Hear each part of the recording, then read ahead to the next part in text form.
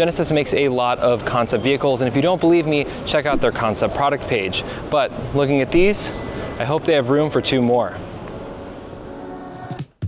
This is the Genesis X Gran Coupe and Convertible, and no, you're not going crazy. Though these concepts share similar names, these are not diluted variations of the X concept or the X Speedium concept that we saw in years prior.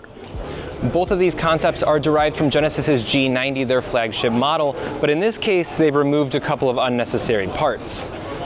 The rear doors and the roof, in case you haven't quite gotten that yet.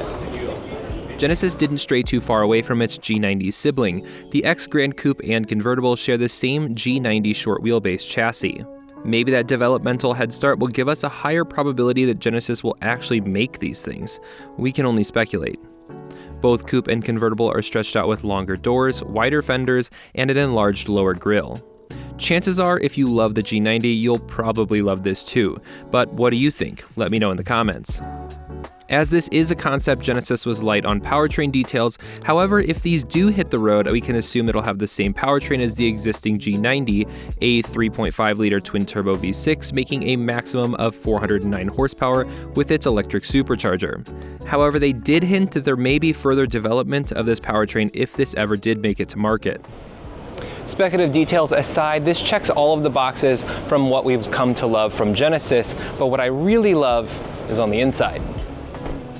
Genesis drew inspiration from the natural world for these new interiors, including Mediterranean olive trees and Cabernet Sauvignon grapes. The coupe gets the olive green and brown leather, fitting, and is complemented by olive wood trim. If that's not enough olive, that trim also has micro perforations that allow an olive leaf ambient light inlay. And one more mention of olive for good measure.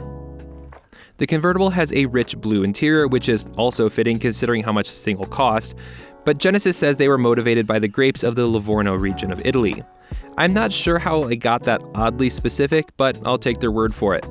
There aren't many changes to the rear quarters over the 4-door, but just like the G90, it's set up to have all of the creature comforts you could possibly wish for.